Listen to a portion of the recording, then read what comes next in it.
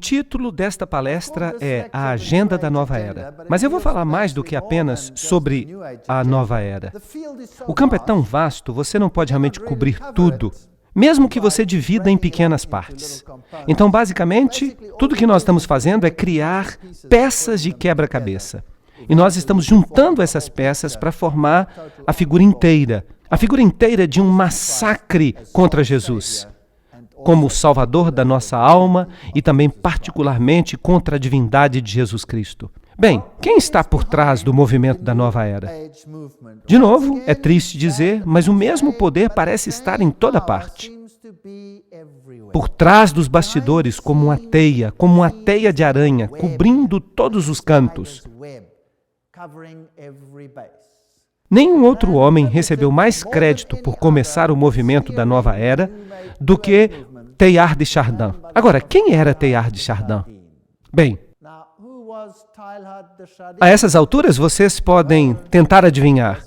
Ele era um sacerdote jesuíta. Teilhard sonhou com uma humanidade que se fundia com Deus, cada um de nós percebendo a sua própria bondade no que ele chamou de ponto ômega. Essa crença inspirou muitos dos líderes da nova era de hoje em dia. E eu vou fazer citação de todos eles. Toda declaração que eu fizer, eu vou provar com uma citação. Eu não vou dizer nada de mim mesmo. De fato, Chardin é muito citado pelos escritores ocultistas da nova era. Então percebam o movimento jesuíta de novo, trabalhando na surdina, por trás dos bastidores. O próprio Chardin escreveu: uma convergência geral das religiões em um Cristo universal satisfaria a todos. Vejam que interessante. Ele diz: para mim parece que a única conversão possível do mundo é a única forma na qual a religião do futuro pode ser concebida. Teilhard de Chardin, Cristianismo e Evolução, página 130. Então, de novo, se nós vamos ter um sistema com base em Lúcifer, e nós vimos que a organização jesuíta, usando a maçonaria, tem proclamado a divindade de Satanás, e tem renegado ou degradado a Jesus Cristo, então, de novo, eles estão tentando descobrir um Cristo universal que satisfaça a todos. Mas eles não querem de fato Jesus Cristo, porque isso seria um exclusivismo.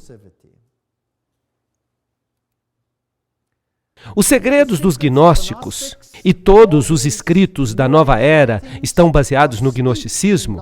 Eles removem a Jesus como ponto focal e o substituem com Lúcifer, ou o substituem pelo homem como divindade final.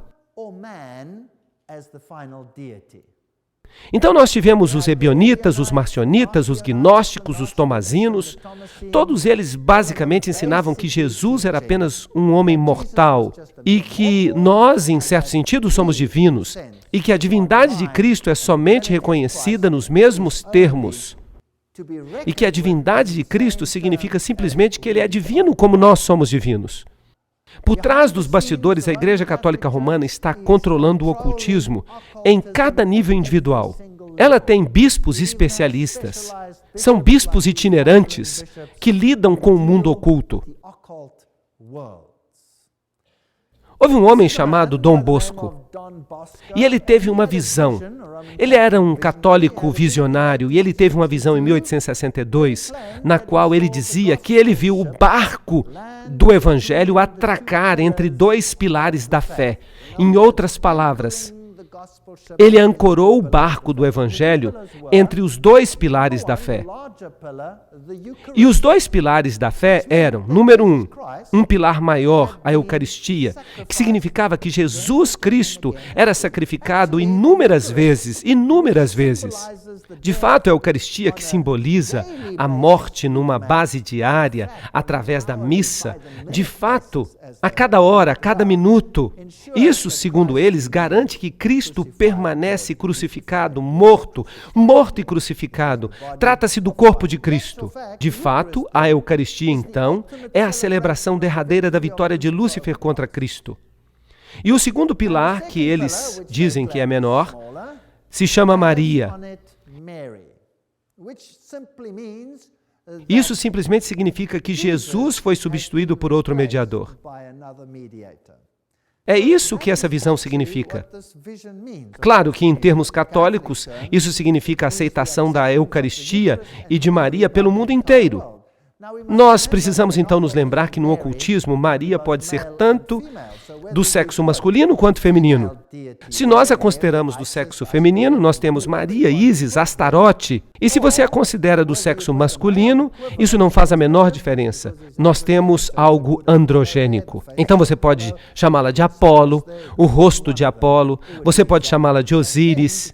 Tudo seria a mesma coisa, porque Blavatsky diz que tudo é igual. Em Gênesis 3, 1 a 6 está escrito: agora a serpente era o mais astuto de todos os animais que o Senhor tinha feito. E ela disse à mulher: não é isso que Deus disse? Tu não comerás da árvore do jardim. E a mulher disse à serpente: nós podemos comer de todas as árvores frutíferas do jardim, mas do fruto da árvore que está no meio do jardim, Deus disse: dele não comerás, nem tocarás, para que não morras. E a serpente disse à mulher: certamente não morrereis, pois Deus sabe que no dia em que dela comerdes, então os vossos olhos se abrirão, e sereis como deuses, conhecedores do bem e do mal.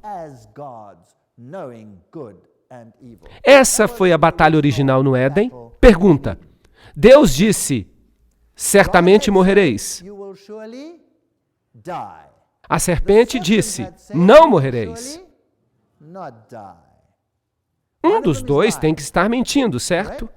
Um dos dois está mentindo. Bem, se você está de fato morto, então você é um ser criado e certamente não é Deus. E aqui a serpente diz: de fato, se comerdes dela, percebereis que sois de fato deuses. Outra mentira. Essas são as mentiras gêmeas do Éden que foram ditas pela serpente. Claro, a maçonaria ensina que de uma forma ou de outra, que foi o diabo, como nós já vimos, que disse a verdade, e que Jeová é mentiroso. Foi isso que nós vimos em todas aquelas citações dos maçons. Eles viram as coisas de cabeça para baixo. Este é o ponto central do ensinamento jesuítico, porque os jesuítas, de fato, fundaram a maçonaria. E quando a mulher viu que a árvore era boa como alimento, aí está o velho problema do apetite vindo à tona. E que ela era agradável aos olhos, e que a árvore era desejosa para torná-lo sábio. Mas o grande problema aqui é que ela tomou o fruto e comeu. E ela também deu ao marido, e ele também comeu. Bem, essa foi a batalha do Éden. Se isso foi o início, então o fim será igual. A mesma vitória que a serpente obteve no início, ela tentará obter no final também. E então, começando com Mary Baker Eddy, a fundadora do movimento da cientologia.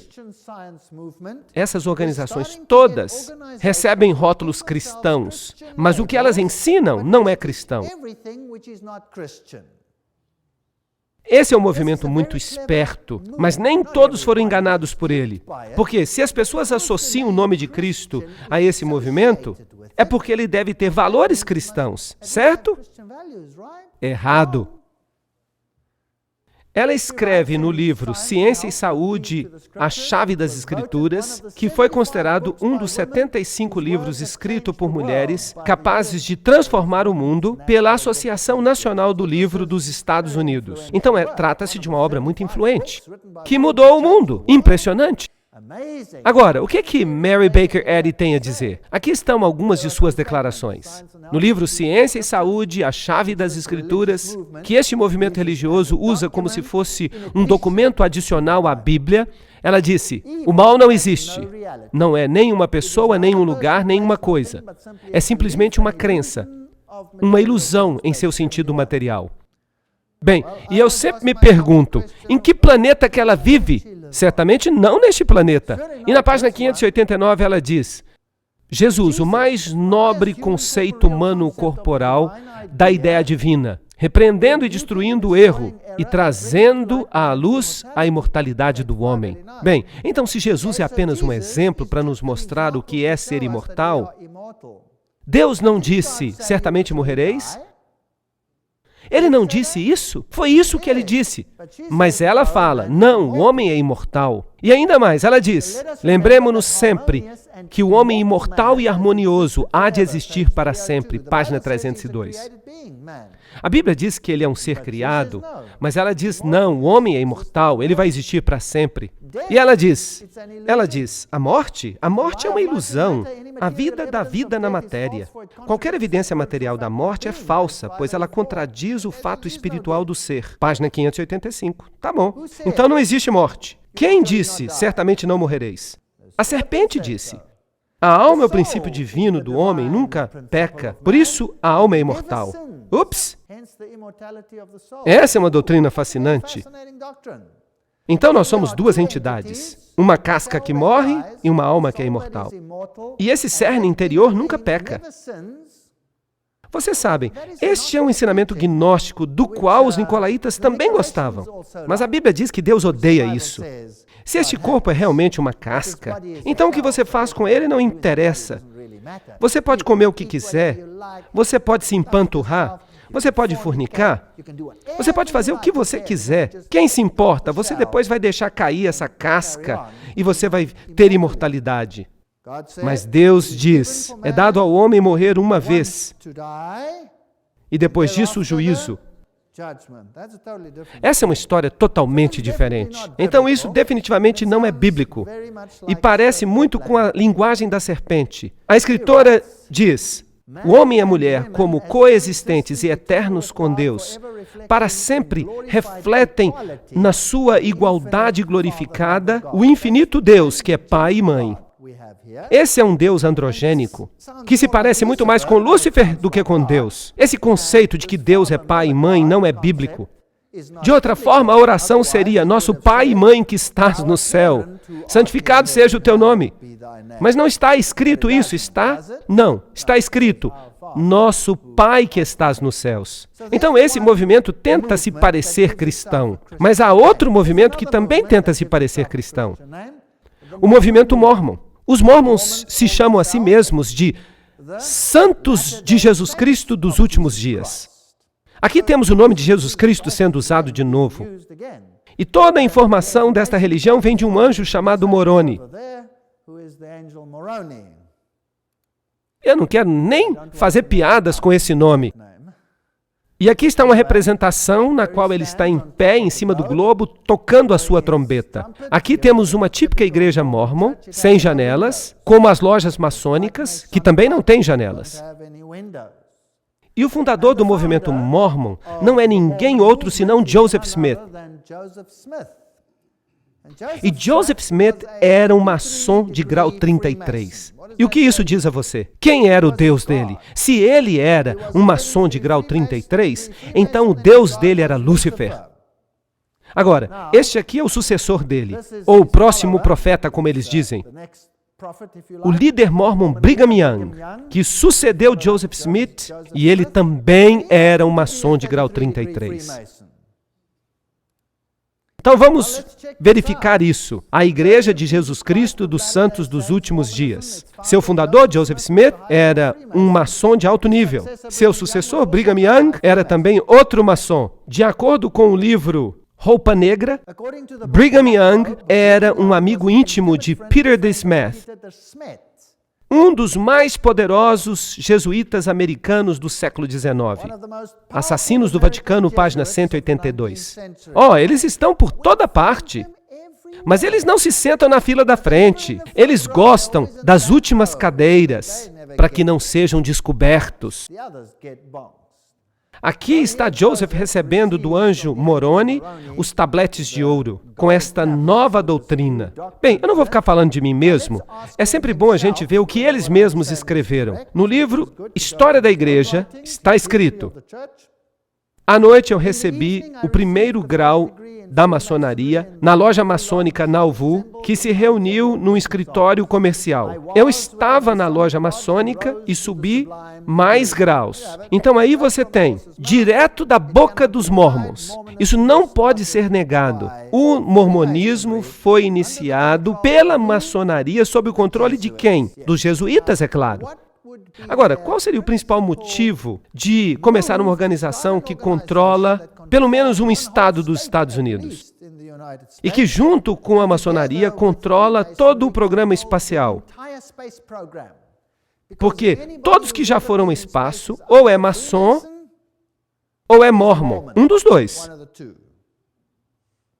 E é muito interessante que essa organização também tem o maior banco de dados sobre as pessoas do mundo. Eles sabem tudo sobre quem é você. Quem são seus pais, onde você viveu, o que você fez. Eles sabem cada detalhe da sua vida. Eles têm um banco de dados. E esse banco de dados vai se tornar muito importante um dia em relação a compras e vendas e sobre quem é que vai ter direitos na nova dispensação. Por isso, eles realizam uma obra muito importante para a ordem jesuíta. Se você olha para os mormons, eles têm os mesmos rituais dos maçons. Eles se cumprimentam com apertos de mão, um pouco diferente, como vocês percebem. Eles têm apertos de mão secretos. Eles têm uma parafernália que acompanha esses apertos de mão. E aqui está o seu principal templo na cidade de Salt Lake.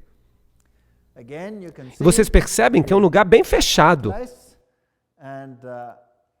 E quando você vai lá e você observa, você percebe o olho que vê tudo com um aperto de mão maçônico. Você vê a lua, o símbolo de Baal Haddad, o sol, os pentagramas de cabeça para baixo. O antigo bruxo, maçom, mormon e satanista, Bill Schnoschlen, enfatizou que para o mágico, o pentagrama invertido tem apenas um único uso, o de invocar o poder de Satanás e manifestar o reino do demônio sobre a terra. Então aqui está o símbolo, bem nesse templo maçônico. Fui eu mesmo que tirei essas fotos. Eu estive lá. Outra citação.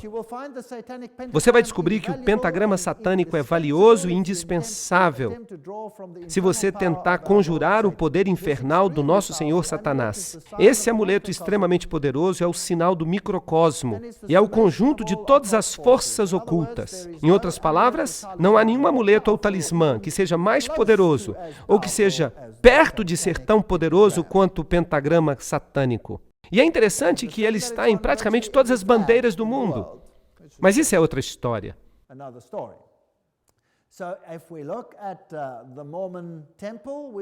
E nós vamos encontrar todos esses símbolos de cabeça para baixo no templo mormon. O olho que tudo vê aqui, os símbolos do sol ali, e tem círculos. Originalmente eles tinham até um ponto no meio, mas eles se tornaram um pouco mais clandestinos e eles removeram os pontos.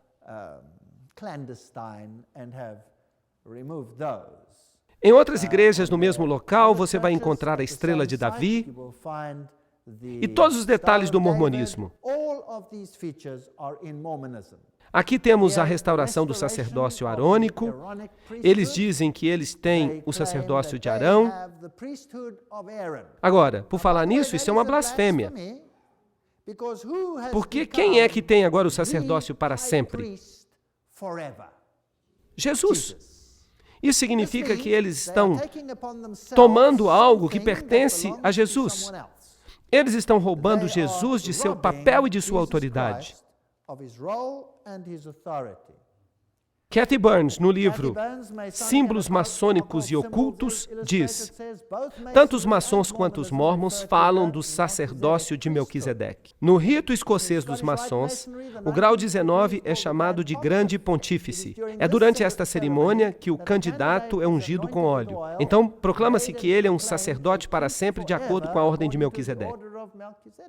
Eu pensava que só havia uma pessoa que pertencesse a essa ordem hoje. Mas não, tanto os mormons quanto os maçons dizem que pertencem. Hebreus 5, 5 e 9 nos diz, contudo, que Cristo não se glorificou a si mesmo para que fosse feito sacerdote, mas ele foi chamado de Deus, sumo sacerdote, de acordo com a ordem de Melquisedeque. Mas os ocultistas, os mormons, os maçons, eles se glorificam a si mesmos e eles tomam sobre si mesmos a honra do sacerdócio que foi dado a Cristo apenas. Então, quando eu dei o título a esta palestra de Massacre Total, você percebe que Todo mundo lá fora está tentando roubar Jesus de seu poder e de seu sacerdócio. Aqui está a sala do coral, lá no Tabernáculo dos Mórmons. Esta aqui é a sala do coral no Tabernáculo dos Mórmons. É aqui que o coral dos Mórmons canta. E canta muito bonito, não é verdade? É a música mais maravilhosa que você pode imaginar. Eles são famosos por causa dessa música. Mas o que você tem que entender é que, no satanismo, você pode chamá-lo também de Cristo. Porque Jesus significa Josué. E Josué significa Jeová Salvador.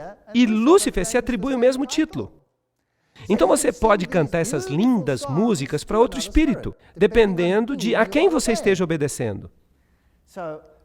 E é claro, muitos desses pobres mormons não têm a menor ideia, porque no mormonismo também há graus. Você tem os iniciados embaixo, mas você também tem graus mais elevados. Então, os graus baixos não sabem nada. Por exemplo, essas freiras aqui que saem e ficam falando para as pessoas, dizendo coisas maravilhosas que elas leram, elas não percebem o que elas estão dizendo. E se você olhar para os prédios dos mormons, puxa vida, eles são impressionantes. O dinheiro não é um problema para eles. Mas e a doutrina mormon? Vamos dar uma olhada rapidamente na seção 27, Doutrinas e Concertos, no verso 11. Os mormons ensinam que Adão era Deus. No Jornal dos Discursos, volume 4, página 53, um escrito oficial da Igreja Mórmon, está escrito que os pecados só podem ser expiados pelo sangue. E o que isso quer dizer? Isso não é bíblico. No livro de Mórmon, Alma 7:10, diz que Jesus nasceu em Jerusalém. Isso não é bíblico. É um detalhe, mas é irritante. Jornal dos Discursos, volume 2, página 81 e 82. Cristo se casou com Maria, Marta e outros. Isso aí lhe dá uma ideia da razão por que eles podem ter mais de uma esposa, não é verdade? Eles negam a expiação, nós estamos passando pelo mesmo ritual de novo. Uma das doutrinas mais perniciosas defendidas pelo homem é a doutrina da justificação pela fé, que entrou no coração de milhões desde a Reforma. Foi o próprio Joseph Smith que escreveu isso, em A Restauração de Todas as Coisas, página 192.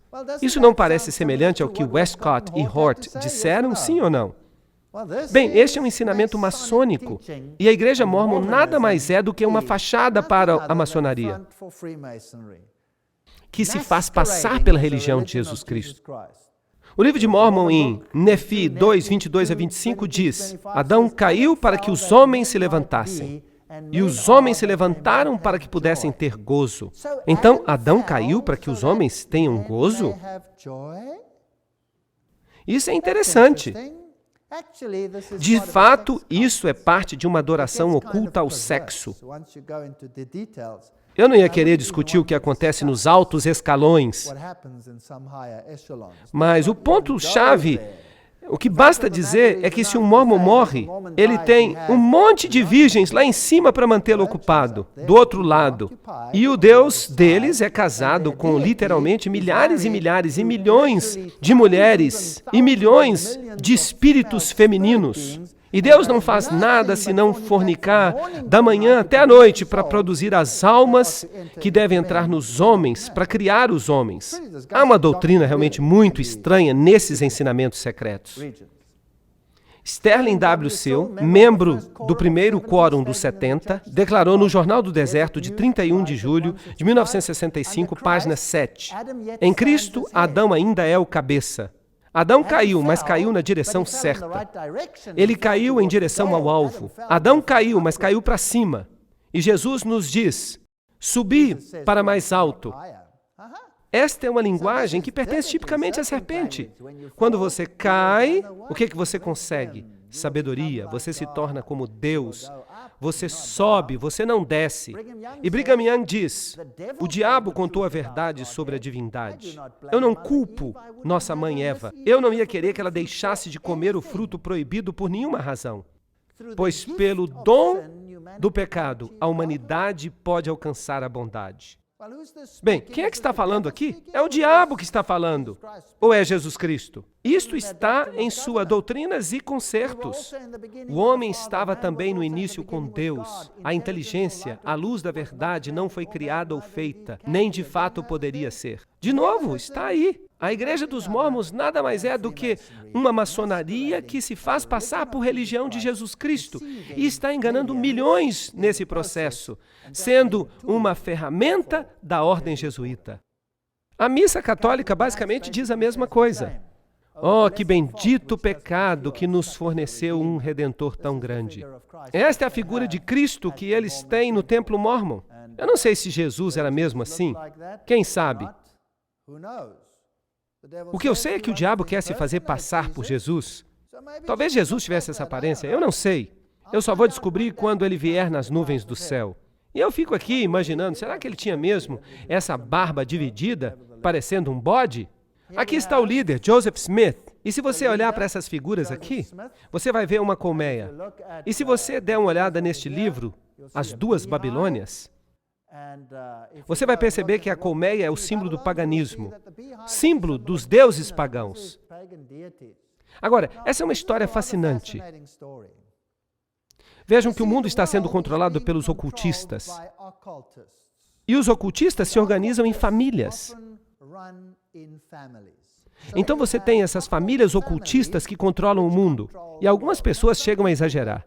Elas dizem que há uma conexão com répteis e que há famílias de répteis. Vocês já ouviram histórias assim antes? Bem, eu não quero ir nessa direção, mas vamos dizer, é possível que haja famílias que controlem o mundo e que venham de famílias reais? Agora, algumas linhas reais foram erradicadas, eliminadas, destruídas. Foram tiradas da face da terra através da intriga jesuíta. Mas outras foram colocadas no poder, como a casa de Stuart, por exemplo, na Inglaterra. Todos eles maçons, todos eles ocultistas. Eu lhes digo que a rainha é a rainha dos Bilderbergers, e ninguém pode entrar tão profundamente no ocultismo quanto eles. E aí você tem, então, essas famílias reais.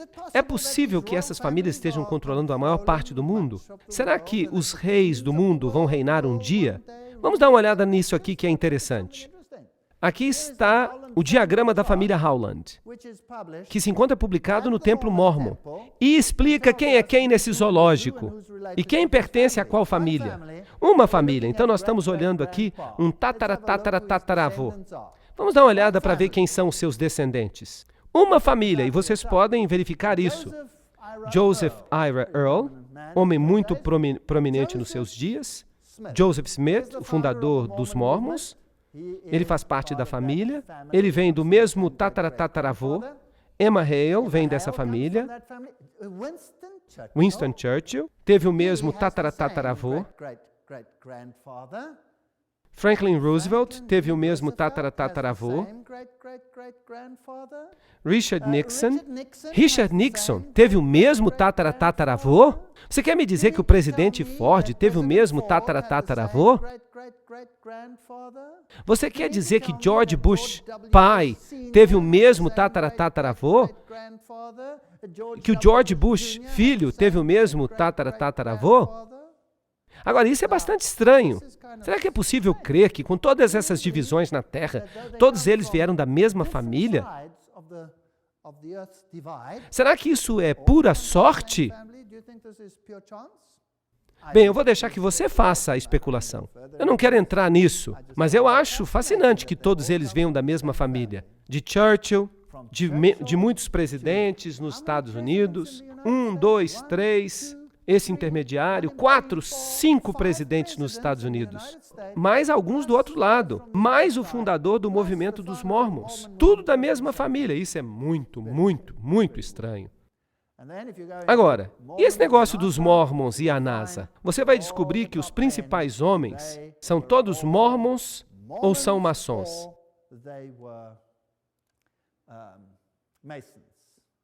Se você entrar num templo maçom, você vai encontrar as fotografias dos presidentes. E você vai encontrar todas as fotografias dos astros que foram até o céu. Aqui está o Conselho Supremo do Rito Escocês, a jurisdição maçônica do Norte, o calendário. Eles têm um próprio calendário de 1998 e ele conta algumas coisas muito interessantes. Alguém aqui reconhece esse homem? Buzz Aldrin.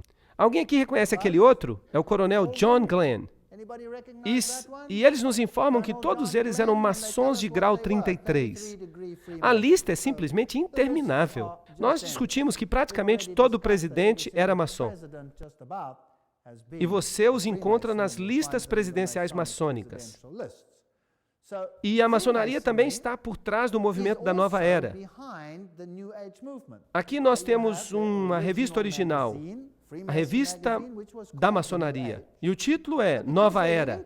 Mas porque havia uma conexão muito forte com a maçonaria, eles mudaram o nome para Rito Escocês. Bem, algumas pessoas ficam me dizendo que eu não tenho os livros dos quais eu falo, que eu estou tirando essas coisas todas da minha cartola. Mas eu me dei o trabalho de colocá-los todos no meu carpete e de tirar uma fotografia deles. Aqui está o livro de Pike, Morais e Dogma. Aqui está o livro de Blavatsky, A Doutrina Secreta, A Nova Enciclopédia da Maçonaria. Vários livros. Agora, algumas pessoas ficam dizendo que eu tirei essa foto de um outro lugar e depois fiz uma montagem no tapete. Então, da próxima vez que eu tirar essa foto, eu vou colocar alguns livros na minha boca, eu vou colocar alguns livros na minha mão, eu vou colocar alguns livros entre os meus dedos do pé. Eu realmente tenho todos esses livros. Aqui está Alice Bailey, a sacerdotisa e profetisa do movimento da Nova Era. Lembram-se que ela recebia mensagens do Djwhal Khul de Tibete? Nós falamos disso quando nós falamos sobre a maçonaria. Levítico 19:31 diz: Não vos volteis para médios ou necromantes, não vos contamineis com eles, eu sou o Senhor vosso Deus. E compete ao homem morrer uma vez, mas depois disso o juízo. Hebreus 9:17. Então vamos tentar ouvir essas vozes de modo claro. Quando essas vozes são ouvidas, elas não são contrárias ao verso? Provavelmente sim. Esta mulher escreveu mais livros do que qualquer outra mulher nos 2 últimos séculos. Uma das escritoras mais prolíficas de todos os tempos, Alice Bailey. Seus livros foram publicados sob o símbolo da flor lótus e foram publicados por uma editora cujo nome é Companhia de Publicação Lucifer. E isso causou muita movimentação quando eles mudaram o nome para Lucis Trust, a confiança da luz. Agora, só há uma outra mulher que escreveu tanto quanto ela no último século. Vocês sabiam disso? Ou nos últimos 2 séculos. Só há 2 mulheres que podem competir nesta questão. Uma é Alice Bailey e a outra eu vou apresentar para vocês em outra palestra. Então eu quero que vocês vejam aqui esta fila de livros e eu quero que vocês se lembrem que houve uma outra mulher que escreveu provavelmente ainda mais do que isso. Um dos livros dela, Problemas da Humanidade, com os símbolos maçônicos nele. O reaparecimento de Cristo. Está aqui, este aqui é um livro para preparação para a volta de Cristo. E Alice Bailey escreveu: esquecendo das coisas que para trás ficam, eu avanço nas minhas possibilidades espirituais. Eu me dedico de novo ao serviço daquele que virá. E eu faço tudo o que eu posso para preparar as mentes e os corações dos homens para aquele evento. Eu não tenho outra intenção na minha vida. Agora, este que vai voltar não é Jesus Cristo, porque ela é uma adoradora de Lúcifer. Quem é que ele está dizendo que vai vir? Lúcifer. Mas eles o chamam de Cristo. Agora, que outro movimento está esperando a volta de Cristo, entre aspas? O movimento Mórmon, certo? Eles estão dizendo que ele voltará e que ele se apresentará no seu templo em Salt Lake City. Aqui está outro movimento que talvez interesse a vocês: as Testemunhas de Jeová. E há milhões e milhões de testemunhas de Jeová no mundo hoje. E as Testemunhas de Jeová foram formadas por C.T. Russell, que viveu entre 1852 e 1916. Ele é o fundador das Testemunhas de Jeová. Eles veementemente negam qualquer conexão maçônica, mas esse homem era um maçom de grau 33. Já está ficando até monótono, não é verdade? Está ficando monótono. Vamos dar uma olhada e vamos ver se a gente consegue cavar alguma coisa. O Plano Divino para os Séculos. Manual de ajuda para os estudantes bíblicos. Aqui está, na língua norueguesa. Notem o símbolo que eles usam na frente. É o símbolo do Deus Ra. O Deus Sol Ra o equivalente do deus Shamash. Aqui está a torre de vigia original de 1º de dezembro de 1916. Não se pode negar mais. Aí está, eu mesmo tirei a foto. E aí está o símbolo da maçonaria que eles usam. Está aí o símbolo maçônico sobre o livro. E aí também se descreve como o fundador, Russell, morreu.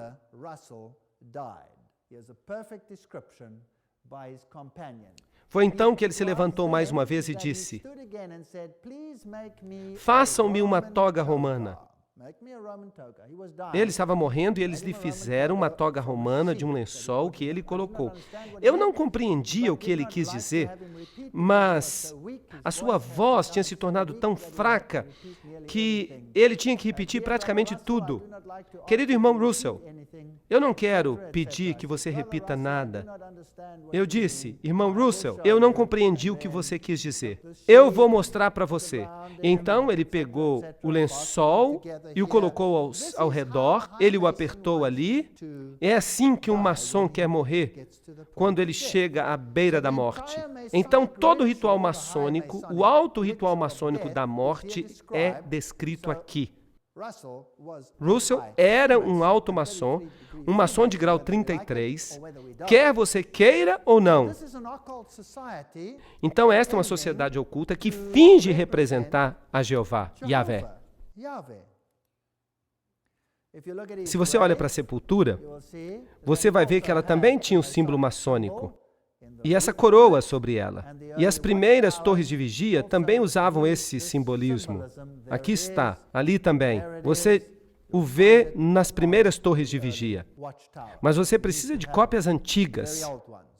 Eu obtive essa daqui de um testemunho de Jeová, que deixou aquela igreja quando ficou velho. Então, se nós observarmos os ensinamentos dos testemunhos de Jeová, eles são a organização que mais fez predições de profecia do que quaisquer outras. Aqui está o diagrama dos séculos. Todas elas não deram em nada. Por exemplo, em 1874, eles disseram que Cristo estava voltando, e ele não veio. Em 1878, a ressurreição. Eles disseram que ia ocorrer, mas que era invisível. Em 1881, o fechamento da porta da graça para os gentios. Em 1914, o Armagedon não veio. Em 1914, Abraão, Isaque e Jacó seriam ressuscitados, mas eles não foram ressuscitados. Em 1918, as igrejas cristãs do mundo seriam destruídas. Isso não aconteceu. Em 1920, os países seriam destruídos, mas eles não desapareceram. Em 1925, seria o estabelecimento do reino. Bem, se isso aqui é o reino, eles podem ficar com ele.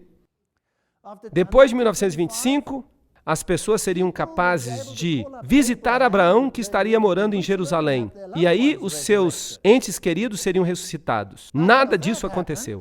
Em 1956, a tradução da Bíblia Novo Mundo saiu, porque eles tinham acabado de desprezar a versão King James. Em 1975, seria o fim do mundo, mas não aconteceu. Nenhuma previsão. E sabem o que a Bíblia fala sobre um profeta, um verdadeiro profeta? É que se suas predições não acontecem, então ele não é um profeta verdadeiro. Fim dos tempos gentílicos, página 99. Com respeito aos tempos dos gentios, nós consideramos uma verdade estabelecida, que o final dos reinos do mundo e o pleno estabelecimento do reino de Deus será realizado no final do ano de 1914. Nada aconteceu. Um pouco antes do fim do ano de 1914, o último membro do corpo de Cristo será glorificado. Será que isso aconteceu? Claro que não. Do contrário, como é que as pessoas ainda poderiam se converter aos testemunhos de Jeová hoje em dia? Isso seria uma perda de tempo. Fim dos tempos gentílicos, página 77. Agora, uma das características das organizações ocultas é que elas fingem ser o que elas não são, usando coisas subliminares. Subliminar é aquilo que fica escondido numa figura, para que você não perceba que de fato é um demônio. Eles também usam isso em filmes. Eles usam até em músicas. Eles usam isso em tudo quanto é tipo de coisa. É um jeito oculto de fazer as coisas. E geralmente eles fazem isso de cabeça para baixo. fazem também muitas outras coisas. Então, se você observa as velhas torres de vigia, se você der uma olhada nelas, você descobre rostos de demônio, rituais maçônicos ocultos nas fotos. Então, por exemplo, este anjo na terra e no mar representando a Cristo, ele tem essas dobras em suas mãos. E se você olhar com cuidado, você vai ver que é o rosto de um demônio. Vejam que a ressurreição desse jovem é o mesmo aperto de mão que é usado para ressuscitar Irão Abif no ritual maçônico. É o que eles chamam de pegada do leão. Então isso é maçônico. Agora você também vai notar que esse dedo aqui também está um pouco deslocado na figura. Isso é uma coisa que é relativamente frequente. E se você olhar essa inocente figura da torre de vigia aqui, se você der uma olhada bem de perto, se você observar o nó da árvore, você percebe a cabeça do bode. Há chifres e olhos. Aqui está o crânio. Então você tem o símbolo do bode aqui. E se você observa esse homem deste lado, ele parece muito inocente. Mas se você o virar de cabeça para baixo e você olhar com cuidado, você percebe o rosto de um demônio no seu cabelo. Agora, talvez você pense que isso é só um acaso. Bem, vamos continuar. Aqui está o anjo de novo, com o mesmo dedo deslocado. As chaves usadas são as chaves romanas. E tem muitos S's na roupa, símbolos de Lúcifer. E esta figura aqui está tão cheia de símbolos maçônicos que simplesmente ela não é verdadeira. O anjo aqui tem inúmeros símbolos maçônicos nele. E tudo aqui que você tem é subliminar. Eu não sei se vocês estão percebendo o subliminar. Vocês conseguem perceber o subliminar no vestido da mulher? Vocês conseguem enxergar uma coisa aqui que não parece certa? Bem, vamos ampliar. Você tem que realmente olhar bem. Um subliminar não é uma coisa que você deve ver. E uma outra coisa a respeito dos subliminares é que alguns veem na mesma hora, mas outros não conseguem ver. Aqui está a face de um homem. Conseguem ver? Muito bem, alguns estão vendo claramente. Aqui está o nariz, aqui está o bigode, e esse cabelo aqui parece um pouco estranho. Agora, quem é esse? Será que esse aqui é um rosto qualquer ou é o rosto de alguém em particular? Eu vou colocar um outro rosto aqui do lado. Vocês reconhecem? Ali está a barba, o nariz, o cabelo. Esse indivíduo aqui não é o mesmo? É Zeus. Então eles colocam todos esses subliminares aí. E algumas pessoas conseguem ver. Quem consegue ver? Deixa-me ver. Ah, muitos estão vendo. Ok, ótimo. Mas outros não conseguem ver. Esta é a natureza do subliminar. Agora, se nós formos para outro, você observa aqui os triângulos maçônicos, você observa aqui os pentagramas, todos os tipos de coisas ocultas. E então eles usam sombras para fazer isso de modo bem esperto. Aqui está Jesus, supostamente, e eles dão a Jesus um olhar diferente. Para os testemunhas de Jeová, eles o colocam com cabelo curto. Ah, notem que este pé é um pé de bode como sombra. Então eles usam essas mensagens subliminares. Aqui de novo você olha as roupas e você pode ver um S nas dobras. Eles usam muitos símbolos. Aqui, esta religião, de novo, uma religião que começou com os maçons, porque a ideia é que quanto mais distrações você tiver, menos chances você tem de estudar tudo. Isso não faz sentido? E qual é o objetivo de todas essas religiões? Tirar a divindade de Jesus Cristo. Esse é o objetivo dessas religiões.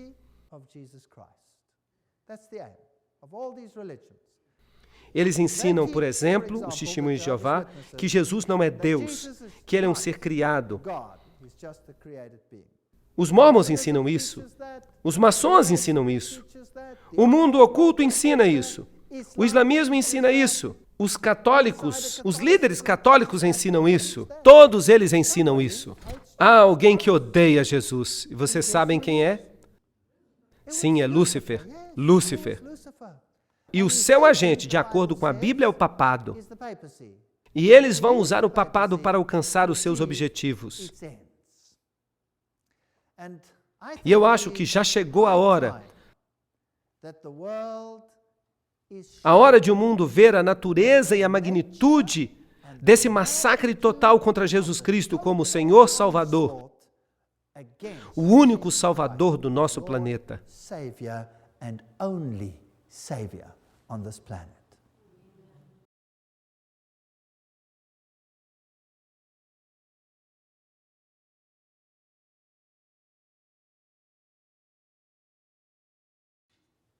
Nós vimos que parte da agenda da nova era é criar tantas organizações quantas forem possíveis, a fim de que neguem a divindade de Cristo.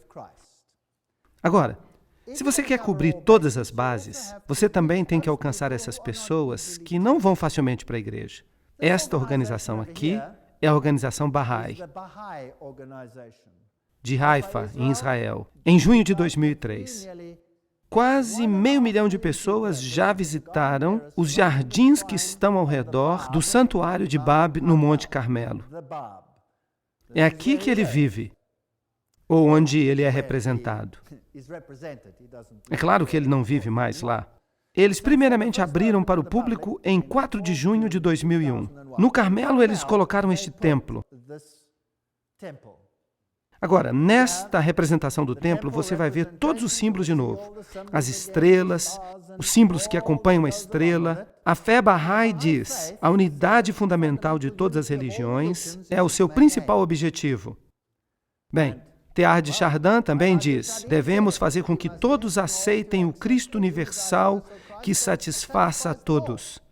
A investigação independente da verdade, a igualdade entre homens e mulheres, a eliminação do preconceito, a educação universal. 6º, o estabelecimento de uma língua internacional auxiliar. Soluções espirituais para os problemas econômicos, a harmonia entre ciência e religião, a obtenção da paz mundial através da cooperação internacional. Tão poderosa é a luz da unidade que ela pode iluminar, e eu odeio essas palavras. Eu tenho uma alergia total a essas palavras do ocultismo, o mundo inteiro. Bem, então eles querem colocar todas as religiões juntas debaixo de uma estrela. E esta estrela definitivamente não é Deus. A aurora dourada em Israel. Aí você tem o símbolo da nova era. Parte da nova era tem que ver com revelações místicas. Os ensinamentos do Cristo, os 2 pilares de Jaquim e Boaz. Então vem o touro, Áries, o carneiro, Buda, Krishna, Sankarasharva, e temos a era de peixes, que nos trouxe Cristo. Então, eventualmente, nós vamos ter um Cristo universal. Esta é a teologia da nova era. E ela começa, é claro, com Jaquim e Boaz, que também são o cerne, a alma da maçonaria. De novo, a maçonaria está controlando todas essas coisas. No musical Hair, quando a Lua está na 7ª casa e Júpiter se alinha com Marte, então a paz guiará os planetas e o amor guiará as estrelas. Este será o despontar da era de Aquário. Harmonia e compreensão, simpatia e confiança. Não haverá mais falsidade ou divisões, uma vida de ouro, sonhos de visões, a revelação do cristal místico e a verdadeira libertação da mente. Aquário, a era de Aquário. Quem é mais velho aqui se lembra dessa música, não se lembram? Sim, que mentira. Tudo isso tem que ver com Lúcifer. É o advento da unidade sob os símbolos ocultos. Assim como a maçonaria faz a mesma coisa com os símbolos de Jaquim e Boaz. A Bíblia nunca fala de pilares nesse sentido. Aqui está a paciência dos santos. Aqui estão aqueles que guardam os mandamentos de Deus e a fé em Jesus. Apocalipse 14, 12. Esses são os pilares nos quais nós podemos depositar a nossa fé. Estes são os pilares verdadeiros. Então a nova era está cheia de amuletos e chaves cósmicas e poderes de pirâmides e astrologia e cura natural e mãos de luz. Tudo isso é muito esotérico. Isso até agrada a mente, como se fosse uma sabedoria antiga. Por falar nisso, temos o livro Manual de Enoque, Arquétipos sobre a Árvore da Vida. Esse Manual de Enoque é, claro, apócrifo, mas os católicos ensinam isso de forma muito aceitável. Temos o tarô, a mágica, olhos que tudo veem, pentagramas, bruxaria, magia branca e magia negra. Vocês sabiam que na Inglaterra as pessoas podem fazer faculdade de magia e o governo paga todas as despesas? Que legal, hein? Você pode se tornar um bruxo. E você pode escolher se você quer ser especialista em magia negra ou em magia branca. Isso realmente não faz a menor diferença. Uma vez dentro desse círculo mágico, o bruxo diz as seguintes palavras: grandes mestres do universo, prontamente obedeçam à minha vontade. Eu os conjuro pelos grandes nomes cheios de poder, o nome dos Illuminati do firmamento. Assim se invoca Lúcifer. Apareçam para mim, que evoco a sagrada influência das principalidades e dos poderes. Eu pensei que nós estivéssemos em guerra contra eles, mas aqui eles os estão convidando. Venham em paz através do poder dos exaltados Illuminati. Sirvam-me e revelem todas as coisas a mim, da terra e do mar, do conhecimento e da sabedoria, do mal e do bem, da lei natural e da magia. Isso é magia, mas você percebe a linguagem do Éden aí? Não percebe? Sim, bem e mal e todas essas coisas. A Bíblia diz em Deuteronômio 18:10 que não seja encontrado entre vós qualquer um que faça passar o seu filho ou filha pelo fogo, ou que use a adivinhação, ou que observe os tempos, ou encantador, ou bruxo, ou aquele que consulte os espíritos familiares, ou mago, ou necromante. Pois todos os que fazem estas coisas são abominação ao Senhor. E por causa dessas abominações, o Senhor teu Deus os tira diante de ti. E, no entanto, hoje em dia, no mundo não se fala em outra coisa. No livro Vozes do Céu, Arquétipos do Zodíaco, nós encontramos alguns dos grandes canais modernos que se comunicam com os espíritos. O canal Virginia Essene, que diz que Jesus falou através dela, dizendo: a morte é uma criação da humanidade, não de Deus. Esta é a verdade plena. De novo, eles estão ensinando que não existe a morte. Aqui está outro livro da Nova Era, A Vida da Morte. Aqui está outro de Jean Curie, Você não pode morrer. E aqui está o símbolo do Shamath, Você não pode morrer. Esta não é a linguagem que a serpente usou? Claro que esta é a linguagem da serpente. Em Eclesiastes 9, 5-6 está escrito: pois os vivos sabem que morrerão, mas os mortos não sabem coisa alguma, nem terão recompensa, pois a sua memória jaz no esquecimento. Também o seu amor e o seu ódio, a sua inveja, tudo pereceu. Eles não têm mais uma parte em qualquer coisa que é feita debaixo do sol. Eclesiastes 9, 6. Quando você está morto, a sua mente para. Mas não para estas pessoas aqui. Elas dizem que conversam com os mortos. Tarô vivo, espiritismo, alquimia pessoal. A rosa é o símbolo de Lúcifer. A magia antiga e a nova era, eles usam todos os mesmos símbolos. Eles usam pilares, a meia-lua com uma estrela, ou o sol. Isso é a mesma coisa que o nascimento do Deus Sol e a sua morte. E se vem sob a forma da hóstia, então nós temos a Eucaristia. Aqui colocaram uma face de Apolo em vez da face de Maria, mas é somente uma forma masculina, pois tudo é exatamente a mesma coisa. O sol, a lua, as estrelas, Ísis, Horus, a adoração de Sete. Outro canal é J.Z. Knight, de Nova York. Ela é provavelmente a médium mais famosa do mundo hoje. Ela conversa com um espírito chamado Ramta. E todas as estrelas de Hollywood são clientes dela. Aí está ela. Ela é uma mulher muito bonita. E por falar nisto, isso aqui é maçônico. Mas não se preocupem. Ali está o simbolismo dela. E você percebe que se trata de um triângulo. Ramta, cuja médium é J.Z. Knight, diz o seguinte: através da história, nós temos tentado muitas avenidas diferentes para lhes lembrar de sua grandeza, de seu poder e da eternidade de sua vida. Nós já fomos rei, conquistador, o Cristo crucificado, mestre, amigo, filósofo, qualquer coisa que pudesse canalizar o conhecimento. Às vezes nós interferimos em seus casos para impedir que vocês se aniquilem, para que a vida possa continuar a ser um playground para suas experiências e a sua evolução para a alegria. Agora, lembrem-se que os mormons também ensinam que o homem pecou para que ele tivesse alegria. E aqui é J.Z. Knight que está falando. Eu vou abaixar um pouco o som aqui e eu vou mostrar para vocês um pequeno trecho em que ela está falando. É uma pena que este som não é muito bom. Aqui ela está explicando como ela conheceu Ramta. E ela disse que Ramtha apareceu para ela como uma luz brilhante, como alguém que está com a mão cheia de purpurina e joga essa purpurina nos raios do sol. E ela olhou para ele e lhe disse: quem é você? Você é tão lindo. E ele disse: eu sou Ramtha. Eu estou aqui para ajudá-la a sair do buraco.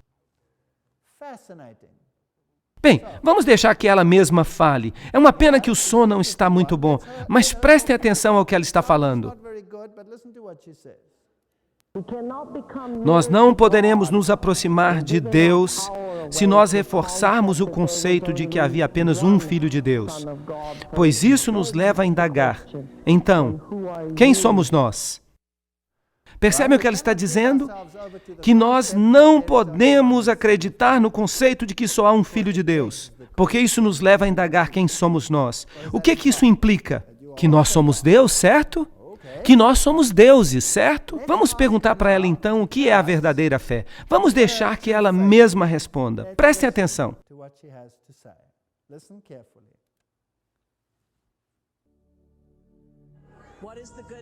Quais são as boas novas? As boas novas não são nada além do que a igreja chama de blasfêmia, porque a única forma de explicar às pessoas comuns que elas são divinas é se elas são deuses. Mas, no entanto, as pessoas proíbem que esse ensinamento seja dado. Só há um lugar no qual Deus é explicado. Trata-se do conceito mais extraordinário e simples. E nada tem que ver com a igreja. É de fato a nêmesis da igreja. E se chama ciência. Bem, então aqui se toca uma música rock. Então, pergunto, será que eles não querem que você saiba isso? Que você é Deus? E que a igreja não quer que você saiba que você é Deus? Mas a nêmesis da igreja vai ser a ciência. Felizmente, se a ciência quer destruir a igreja, será que ela está fazendo um bom trabalho? O que nós temos de fato é falsa ciência. São ensinamentos impressionantes. Então, às vezes, você precisa de um pouco de ajuda para passar para o outro lado. Então, eles usam drogas. Eles usam o que eles chamam de bebidas espertas. Esta aqui é chamada de anjo caído. E eles dizem que você pode incrementar a sua vida espiritual se você usar êxtase. E se você está tomando êxtase, e se você beber essa bebida esperta, qualquer que seja ela, vocês conhecem essa marca Red Bull? Eles dizem que Red Bull lhe dá asas para voar. E todas essas bebidas com muita cafeína, elas têm o poder de desencadear em você uma viagem. Então, a nova era também ensina como você pode se tornar divino e como você pode controlar outras pessoas. No mundo dos negócios, você então tem um desempenho maravilhoso. Aqui está um jovem andando sobre brasas. E a Bíblia proíbe isso. Isso é feito no hinduísmo, que ensina que você pode se tornar divino e que você pode obter resultados através de uma atenção focada. Que você pode olhar para uma pessoa e simplesmente por olhar essa pessoa, você pode obrigá-la a fazer tudo o que você quer. Uma vez um jovem veio até mim e me disse: eu posso obrigar você a fazer tudo o que eu quero que você faça. E eu disse para ele: você não pode me obrigar a fazer nada que Deus não queira que eu faça. Aqui está o caso de Ellen Schumann. Ela começou a ouvir uma voz inaudível que lhe ditava mensagens. E isso continuou durante 7 anos. Ela escreveu um livro intitulado Curso em Milagres. Ela passou 3 meses meditando antes de começar a escrever. Então, ela escreveu o livro. Mas por que eu? Porque você deseja conhecer a verdadeira pessoa que eu sou. Você está disposta a me servir. E você me deu permissão para entrar na sua vida. E então as mensagens continuaram. E ela finalmente escreveu o que este Espírito disse que ela escrevesse. E Jesus Cristo, qual foi a primeira declaração que ela fez? Nós não precisamos de ajuda para entrar no céu, porque nós nunca saímos de lá. Vocês conseguem perceber aqui a destruição completa da divindade e da morte substitucionária de Jesus Cristo? A salvação oferecida por Cristo é destruída. E então, ela ensina os cânticos que você tem que cantar. Eu não sou meu corpo, eu sou livre, pois eu ainda estou do jeito que Deus me criou. Em outras palavras, há aqui um aspecto de vida eterna. O curso é o início e não o fim. E quando você passa por este curso, a dor se torna minha própria ideia e não é mais o pensamento de Deus. Eu invoco o nome de Deus e o meu próprio nome. Para mim, isso é blasfêmia do mais alto grau. E ela continua escrevendo: não existe morte porque o Filho de Deus é como seu Pai. Percebam que eles dão essas razões patéticas. Isso não tem lógica alguma. Nada que você faça pode mudar o amor eterno. Esqueça os seus sonhos de pecado e culpa. Mas o que a Bíblia diz? É por causa do pecado que Jesus teve que vir e morrer por nós. Isso não é verdade? Sim, mas se você for esquecer essas coisas, porque não há mais morte, bem, então você pode continuar vivendo como sempre viveu. A cientologia ensina que você deve se tornar claro. Trata-se de um modo de vida científico como na nova era. E então você passa a usar detectores de mentira e eles entram nos detalhes mais íntimos da sua vida pessoal e eventualmente você fica com raiva quando você mente sobre alguma coisa. E eles então confrontam a você. É uma forma de confissão. E então você acaba liberado e você passa a flutuar e você se torna Deus. Está escrito no livro Mágica e a Mente Ocidental. O ponto central da religião do Novo Mundo é a aproximação com o divino. Se vocês se aproximarem dele, ele se aproximará de vocês. E existe uma hierarquia. A religião do Novo Mundo será a grande aproximação do divino que unificará todas as religiões. Então, se nós fizermos uma comparação das doutrinas da nova era com as doutrinas da Bíblia, nós descobriremos que, primeiro, a Bíblia diz, Jesus é o Filho de Deus. A nova era diz, Jesus é um dos mestres. Em segundo lugar, a Bíblia diz que somos salvos pela graça. A nova era diz que você alcança a divindade através das obras. Número 3, a Bíblia diz que Jesus é o único caminho. E a nova era diz que você tem que despertar a consciência de Cristo dentro de você. Quarto, a Bíblia diz que Lúcifer é o diabo, mas a nova era diz que Lúcifer é o verdadeiro Filho de Deus. Número 5, a Bíblia diz que nós devemos adorar a Deus, mas a nova era diz, adorem a criação.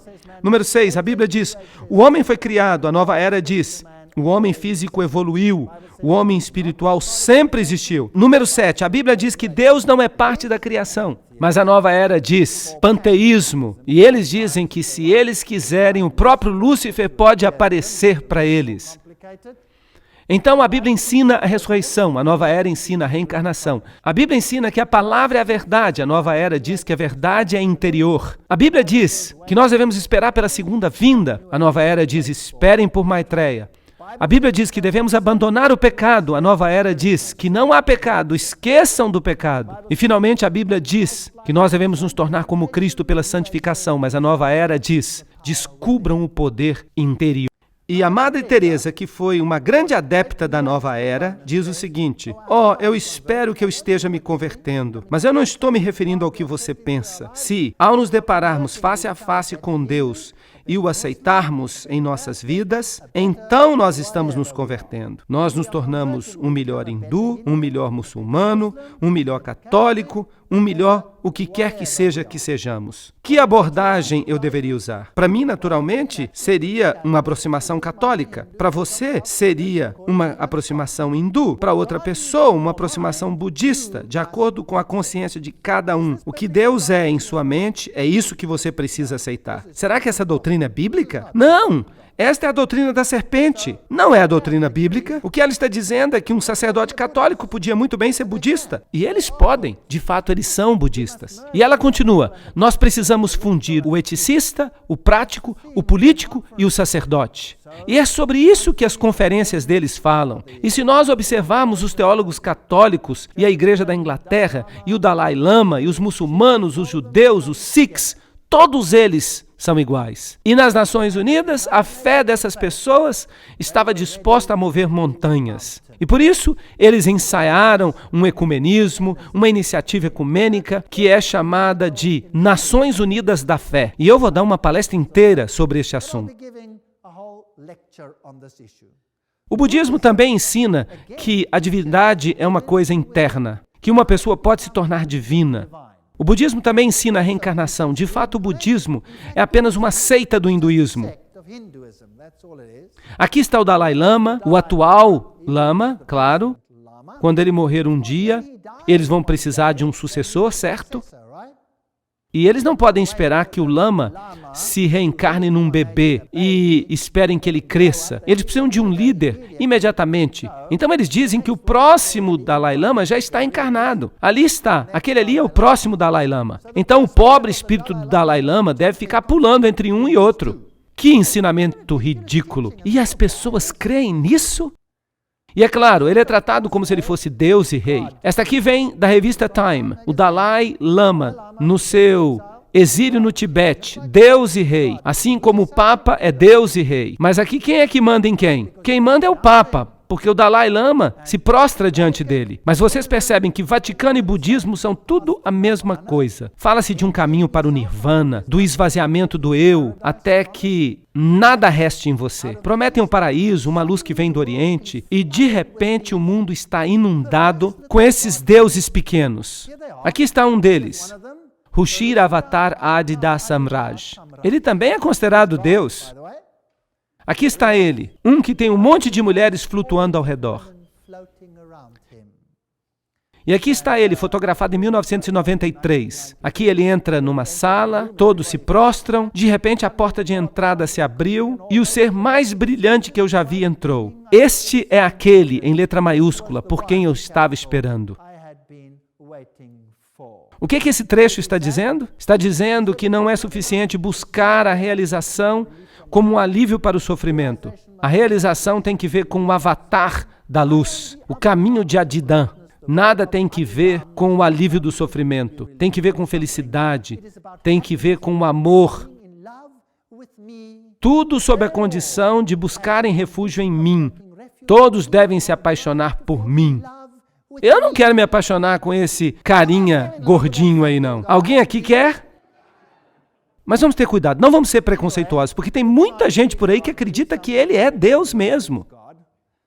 Esta aqui é Amrita Amanda Mai. Ama é seu apelido. Agora, vocês acham que essas pessoas que estão aqui são gente pequena, simplesmente fazendo um passeio? Claro que não. Esses aqui são dignitários das Nações Unidas. Aqui está ela recebendo a recompensa por uma iniciativa pela paz global empreendida por mulheres religiosas e líderes espirituais em Genebra. E ela é uma das porta-vozes das Nações Unidas. Mas ela também é adorada. Ela é uma deusa. Você pode adorá-la e está tudo bem. Aqui está o discurso de ama nas Nações Unidas. Esta é a única verdade que brilha na criação. Rios e montanhas, plantas e animais, sol, luas e estrelas, você e eu.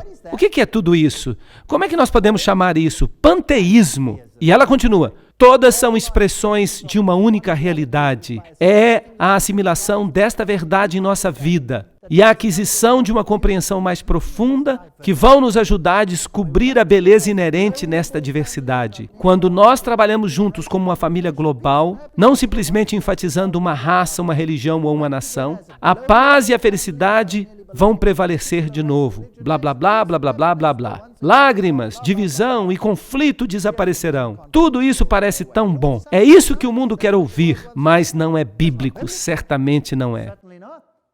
Este aqui era o avatar Meher Baba. Vocês perceberam uma coisa em comum nesses nomes? Baba, Baba, Baba, Baba. O que Bab significa? Vocês se lembram? Portão, portão, Babel, a porta para El. Nós temos aqui a fabricação de Babilônia. O Dalai Lama como homem divino. Este homem aqui é o fundador do movimento Hare Krishna. E ele se intitula Sua Graça Divina. Não é legal? Eu sempre tenho dificuldade para pronunciar o seu nome. A.C. Bhaktivedanta Swami Prabhupada. Que seja. E aí estão alguns dos seus templos.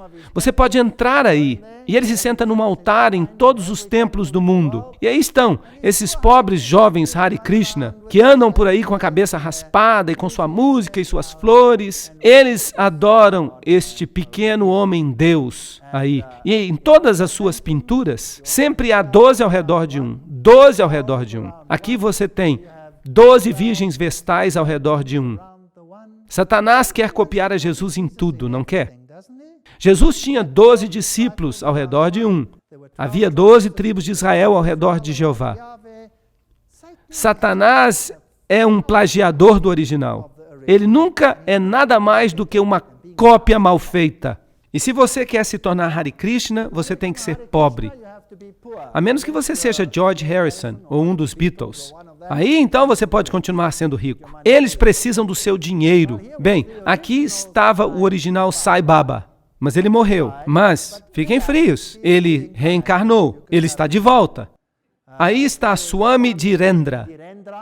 Todos presidentes, todos altos oficiais da Índia, eles e Indira Gandhi, este aqui era o guru pessoal dela. Ele era uma espécie de Deus que ajudava na malhação. E aqui está a sua santidade, Maharishi Mahesh Yogi. E o que sua santidade tem para dizer é tão profano que eu vou adiar até uma palestra posterior. Ele só fala de assassinato. E o serviço social exige que se observe o Dia das Nações Unidas. Mas a fé Bahá'í tem o maior número de representantes nas Nações Unidas. 800 membros que se dedicam de tempo integral. Esta é a maior representação de todas as igrejas do mundo. Mas quem controla esses representantes por trás dos bastidores, isso é outra história. Bem, aqui está o fundador. Eu acho muito interessante que a fé Bahá'í tenha sido fundada em 1844. Vocês percebem como esta data continua sempre aparecendo? É uma data tão fascinante. E este aqui é o Baha'u'lláh, que faz uma ligação entre a fé Bahá'í, fundada por Bab, que significa portão. E aí você percebe todos os portões que levam ao céu. E aí está o filho dele. E felizmente este daqui é a reencarnação de Bab, do original Sai Baba. O nome dele é Sri Satya Sai Baba Ashram Puttaparthi. E ele se chama a si mesmo de Deus Todo-Poderoso. Este aqui realmente me irrita. Eu tenho que me controlar para não falar dele. E aqui ele aparece com a sua pequena flor. E aqui ele está num carro de ouro. E aqui está o seu santuário, onde ele tenta reunir todas as principais religiões. E tanta coisa tem se falado sobre este homem. É simplesmente nojento. Eu não quero nem falar sobre isso. Mas ele diz que é Deus. E no mundo inteiro as pessoas o adoram. Aqui tem um camarada alemão se ajoelhando na frente dele. Ou sentado de frente a um templo de Sai Baba. Sabem, às vezes eu fico imaginando, o que aconteceu com a minha nação? Eu gostaria de pegar essas pessoas e dar uma sacudida nelas. Será que vocês esqueceram da reforma? Daquilo pelo qual as pessoas estavam dispostas a morrer? Será que vocês se esqueceram que é Jesus Cristo que é o centro da nossa religião? E não uma outra pessoa que se parece com eu não sei, talvez um esfregão estático ou alguma coisa? E eles adoram isso? Isso não é uma loucura? Bem, quem controla essas religiões? Vejam aqui o jesuíta Swamis. Eu quero dizer que quem controla tudo isso são os jesuítas. Aqui nós temos os jesuítas adotando a roupa, a dieta e os costumes dessas pessoas. E esses Swamis, eles são jesuítas. Porque na religião jesuíta você pode se tornar todas as coisas para todos os homens. E você então controla tudo por trás dos bastidores. Este aqui morreu recentemente. Seu nome era Bhagwan Sri Rajneesh Osho. Aí está ele, um homem divino, e as pessoas o adoravam. Ele tinha 50 Rolls Royce, e as multidões o admiravam. Escutem agora o que eles estão dizendo sobre essa pessoa. Bem, eu tive o prazer de conhecer a Bhagwan, e eu quero lhe dizer que não existe ninguém como ele. Bhagwan é o meu mestre, eu o amo. Eu estou apaixonado por ele, isso é tudo que eu tenho a dizer. Ele andava de Rolls Royce 2 ou 3 vezes por dia e era adorado, literalmente adorado por milhares de seguidores ocidentais. É tão triste ver a sua devoção para um mero ser humano que se considera Deus e sua submissão ao seu governo espiritual. Por isso eles usam a foto dele ao redor do pescoço continuamente. E eles são obrigados a usar sempre vermelho. E são obrigados a mudar o seu nome para nomes hindus.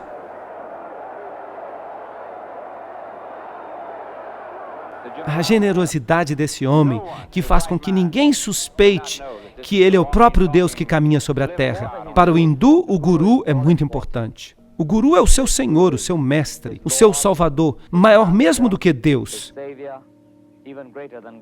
Eu estou realmente muito interessado em sua adoração, em sua veneração, nos dons, nas oferendas que eles me trazem. Mas eu certamente não estou interessado em seus problemas e suas dificuldades e suas dores.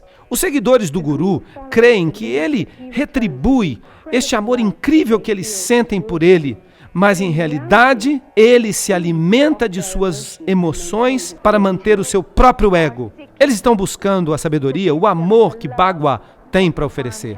Ele tem tanto amor e ele oferece este amor a todos. E ele nos ajuda a encontrar o nosso amor por nós mesmos. Bem, aqui tem mais algumas cenas.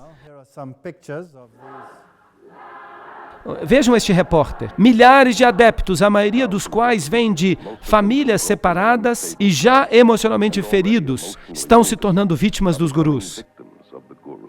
A maioria dos gurus que eu conheço no mundo ocidental são muito ricos. Os gurus têm mais interesse em discípulos brancos do que em discípulos da Índia, simplesmente porque eles podem pegar mais dinheiro dos brancos. Eles têm adquirido inúmeras propriedades, eles têm contratado guarda-costas, eles vivem num luxo muito grande, eles têm os próprios hotéis, suas próprias frotas de aviões. E até helicópteros, no caso de Rajneesh. Bem, eu não posso garantir que vocês entenderam isso, mas vocês percebem a magnitude como as pessoas podem adorar gente assim. E este é apenas um deles. Há muitos outros. Ken Wilber, um psicólogo da Nova Era, diz: a grande deusa Kali da Índia, quando vista em sua forma mais elevada como a esposa de Shiva, é um exemplo perfeito da assimilação da imagem da grande mãe em um novo corpus, em um corpus mais elevado da mitologia da grande deusa, que serve de fato um sacrifício de autoconhecimento e não um sacrifício substitutivo com sangue. Percebem que essas pessoas detestam a Jesus? Elas o odeiam. E dizem, a queda foi um avanço evolutivo, um crescimento perfeito. Isso não é interessante? Sim, o que mais eles dizem? Quando comemos da árvore do conhecimento, não apenas os homens e mulheres perceberam o seu estado mortal e finito, eles perceberam que eles tinham que sair da subconsciência do Éden, para que eles pudessem verdadeiramente viver a vida de si mesmos. Eles não foram expulsos do jardim do Éden, eles simplesmente cresceram e saíram de lá. E eles dizem que por esse ato corajoso nós temos que agradecer a Eva e não culpá-la. Este é o mesmo ensinamento dos Mormons, exatamente o mesmo. Este livro aqui é A Vinda do Cristo Cósmico e seu autor é Matthew Fox. Quem é Matthew Fox? Um sacerdote católico que se tornou sacerdote episcopal. Porque dá para mudar de um para o outro. É tudo a mesma coisa. Este livro fala do sagrado e de nossa resposta para ele. Reverência. O que é sagrado? Tudo é sagrado. A criação é sagrada. As estrelas, as galáxias, as baleias, o solo. E o que é isso? Isso é panteísmo. O que mais ele diz? Que criatura há de negar que é um diamante mortal, uma bênção original, uma imagem do divino? É minha experiência que somente a espécie humana ousa negar a sua divindade, ousa negar o Cristo cósmico. A Vinda do Cristo Cósmico é o livro, e o seu autor é um sacerdote católico. E ele continua dizendo, se a minha tese estiver correta, hoje é o tempo de nos movermos da busca pelo Jesus histórico para a busca do Cristo cósmico. Isso ajudaria a combater a religião distorcida e o movimento pseudo-místico de nossa época, conhecido como fundamentalismo e às vezes chamado de cristofascismo. Bem, quem mais disse que essas pessoas são como novos fascistas? Isso não é interessante? Então aqueles que creem na Bíblia são cristofascistas. E se você crê no Cristo cósmico, então tudo bem. E ele continua, talvez precisemos de um novo concílio ecumênico. Este deveria ser profundamente ecumênico e reuniria toda a sabedoria das religiões mundiais. Agora, não pensem que Matthew Fox é um peixe pequeno. Ele é um dos principais pensadores desse movimento. E o que esse Cristo cósmico faz? O que ele fará? Ele vai nos mudar, ele vai mudar os nossos costumes? Ele vai nos levar a uma sexualidade mais profunda? Percebem? Isso é interessante. E o que mais ele fará? A Eucaristia. Essa será a promessa do eros maternal nele. O que ele está querendo é trazer de volta o velho culto sexual a Ísis, e isso é nojento. Um dos principais aspectos do movimento da nova era é preparar o mundo para a vinda do Cristo cósmico, o reaparecimento do Cristo. E então, a mente precisa estar afinada com o ocultismo. É aí que Harry Potter e todos os outros entram. Os sinais de mão de Mary Grandpré. Ela é a artista que faz a pintura das cenas dos filmes, que pintou o palco, que pintou o cenário para o filme da Formiga e para outros filmes. J.K. Rowling é a autora. J.K. Rowling é a autora. Vocês sabiam que os nomes usados aí são de fato nomes de demônios? São nomes verdadeiros. E que ela usa mensagens subliminares de contaminação, de mistura de palavras. Por exemplo, um dos seus personagens é chamado de Blavatsky, em vez de Blavatsky. Então isto é ocultismo no seu nível mais elevado. E as pessoas ficam dizendo que esses filmes são bons, que não tem nada de satânico neles. Um dos principais apoiadores dos livros de Harry Potter no cristianismo hoje, e isso aqui é uma citação da revista do Billy Graham. E eles dizem, Harry e seus amigos desenvolvem coragem, lealdade e uma disposição para se sacrificar uns pelos outros. Não são más lições em um mundo tão egoísta, mas eles têm o símbolo de Zeus neles. Bem, então o que o movimento da nova era quer fazer? Ele quer alterar o estado de consciência, introduzir sonhos e visões, astrologia, adivinhação, espiritismo, mágica, feitiços, amuletos, solstício, sacrifício humano, sexo sagrado e adoração à serpente. É isso basicamente o que eles querem. E como eles querem conseguir isso? Eles tentam apresentá-lo de uma forma mais palatável. Eles tentam vencer o preconceito das pessoas, misturar crenças novas, redefinir palavras, reescrever a história, prover experiências místicas, imergir os alunos em formas cativantes de uma nova crença. Eles usam crenças-alvo para responder às indagações e exigir pureza. Desde que você exija pureza, tudo bem. Os iniciados, esta aqui é supostamente a aparência que eles têm. O mestre Moroil, o mestre Venécio, os 9 grandes mestres que vêm de novo, o mestre Hilário, o mestre São Paulo, tudo reencarnação. Serapis, que significa serafim, forma angélica, Mahashohan, e o mestre Jesus, que, é claro, foi superado pelo Cristo. Patético. Todos os outros mestres são mestres em seu próprio direito, mas quando chega em Jesus, ele é superado. Não é interessante como eles mudaram a Bíblia para dizer, em vez de Espírito Santo, o Espírito de Jesus, mostrando que Jesus na Bíblia também era controlado por outra pessoa? Bem, então o grande mestre Kuthum Lasin, e então o Maitreya, aquele por quem todos estão esperando, o Cristo, o Bodhisattva, o Imam Mahdi, o Sri Krishna, o São Patrício, o mestre do mundo. Agora, seu agente ou médium no mundo de hoje é Benjamin Creme. E Benjamin Creme é um artista britânico, um antigo estudante de filosofia esotérica, e ele se tornou a principal fonte de informação sobre a vinda do Maitreya. Nascido em Glasgow em 1922, começou a estudar arte muito cedo, e ele se tornou um ótimo pintor no estilo modernista. A sua página na internet é muito interessante. O nome dela é Share International, e é claro que ela tem muitos links com o quê? Com sites católicos. E para mim, esse aqui é um outro jesuíta. Benjamin Creme, o reaparecimento do Cristo e os mestres da sabedoria. Em 1982, a sua organização Tara Centre pagou páginas inteiras de anúncio nos principais jornais do mundo, declarando que o Cristo já voltou. E ele diz, as igrejas cristãs revitalizadas, bem como as lojas maçônicas, serão usadas com o propósito de iniciar as massas que vivem neste planeta. Vocês percebem então que as igrejas vão cooperar. Ele escreve, partilhem com seus irmãos esta experiência jubilosa e falem a eles que Maitreya, seu amigo, seu irmão, seu mestre, voltou. Vamos ver esse pequeno vídeo aqui e observar o que ele tem a dizer. Boa noite, meus queridos amigos. Estejam prontos para me ver em breve, para seguir os meus pensamentos.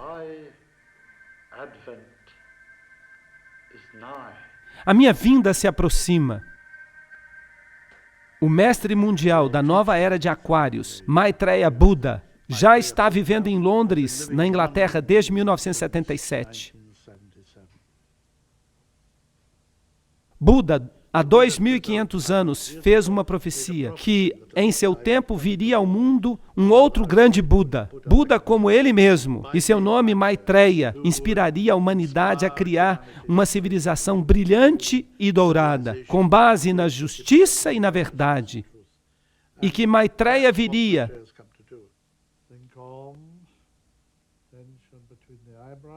Ele é agora membro da comunidade asiática de Londres. Ele vive lá como um homem comum, embora aqueles que estão ao seu redor saibam que ele é um homem excepcional. Tudo que eu escuto, ele escuta. E ele pode dar ensinamentos através de mim. Ele pode inspirar, ele pode curar. Então ele tem um veículo, como uma janela para o mundo através da qual ele pode observar. Ele me disse para pegar um gravador, e eu fiz isso, um gravador portátil, e ele começou a ditar, e eu repetia isso no microfone. E uma noite, 3 meses depois do nosso primeiro contato, eu ouvi a voz de Maitreya. Ele não falou muito. O que ele disse foi simples. Ele falou, eu mesmo vou voltar. Será o passo evolutivo mais extraordinário que a humanidade dará. Nós podemos ou aceitar este princípio ou destruí-lo. As tensões inerentes na discrepância dos padrões de vida entre o mundo desenvolvido e o terceiro mundo é tal que contém as sementes de uma terceira guerra mundial, que seria uma guerra nuclear que destruiria toda a vida, tanto humana quanto subhumana. Mas ele pôde fazer a escolha, ele pôde convidá-lo. E agora nós o convidamos para que ele venha às emissoras de rádio e televisão do mundo. E o dia dessa declaração será o mais extraordinário. A humanidade verá sua face nas telas de televisão, mas ele não vai falar nada. E os seus pensamentos e as suas ideias entrarão telepaticamente nas mentes de toda a humanidade. Ele estabelecerá um contato mental telepático com toda a humanidade simultaneamente. See the light which beckons you. Vejam a luz que vai levá-los para o futuro, o som que vai levá-los para a eternidade.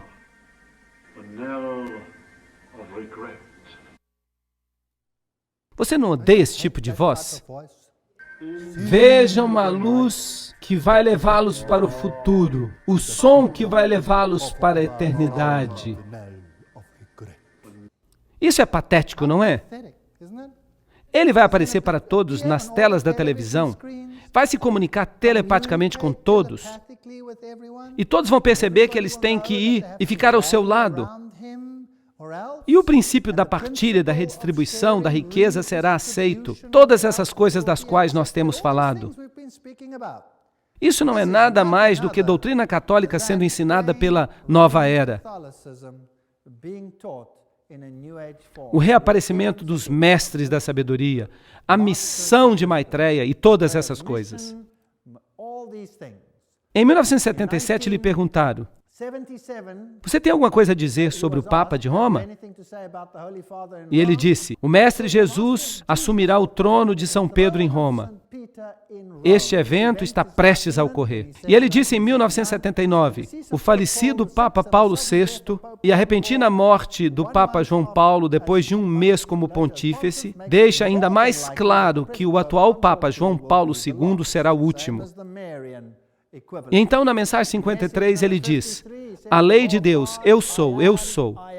E aqui estão as suas prioridades. Número 1, estabelecer a paz. Número 2, inaugurar a partilha. Número 3, remover a culpa e o medo. Número 4, educar a humanidade. Número 5, introduzir os mistérios. Número 6, embelezar todas as cidades. Número 7, remover todos os impedimentos às viagens. Número 8, criar um banco de conhecimentos acessível para todos. Fornecer alimento suficiente. Fornecer moradias. Claro que ele não diz que essas casas vão ter que ser partilhadas. Número 11, fornecer cuidados à saúde e educação, alcançar e manter o equilíbrio ecológico. E número 13, fazer justiça política e social para todos. E ele diz que Deus há de brilhar em todo homem, porque dentro de cada um de vocês está um ser divino. Será que essa linguagem é de Deus ou é da serpente? Ele fala como demônio. E o que mais ele diz? A teologia é um argumento inútil com respeito às escrituras. É uma perda de energia. Simplesmente tomem o amor e vivam-no. Percebem que ele não gosta da Bíblia. Ele diz, eu lhes peço que aceitem este novo nível de compreensão. Se vocês se apegarem a cada frase da Bíblia, se vocês argumentarem sobre sua interpretação, vocês estarão perdendo o foco da mensagem de Deus. Isso parece com aquela frase, que a força esteja com vocês. Ele fala dos fatos do Cristo, os fatos da hierarquia, um itinerário muito apertado entre o tempo de agora e o reaparecimento do Cristo. Ele pede que aprendamos a grande invocação. De fato, é Satanás que está dizendo, eu vou voltar em breve. Mas quando nós pregamos que Jesus vai voltar em breve, como é que o mundo responde? Oh, não, que ainda demore muito tempo. Aí está a grande invocação. Eu não vou ler isso aí, porque isso é uma tolice. Sem a partilha não pode haver justiça. Sem a justiça não pode haver paz. Sem paz não pode haver futuro. E então, cruzes misteriosas começaram a aparecer no céu. E de repente, ele apareceu um dia. Uau! Aí está ele, em 1988. E quem é que estava lá para filmá-lo? A CNN, é claro. Os donos da CNN, Ted Turner, era um maçom de grau 33. Então, era de se esperar que fosse a CNN que o fotografasse. E aí ele apareceu. E aí está o seu símbolo, um símbolo relacionado ao ocultismo. Você tem a suástica. Você tem a estrela e a lua e as cruzes e a unificação de todas as religiões. Ele apareceu em 1988, ele curou todas as pessoas e ele tinha isopo em sua mão. E milhares se prostraram diante dele e o adoraram como Deus. E então a CNN diz, ele desapareceu no céu como um místico. Então ele apareceu na televisão e todos os canais de televisão mudaram para ele. E nas Nações Unidas, em algumas áreas, e na Austrália. Era como se Jesus fosse a estrela da televisão americana.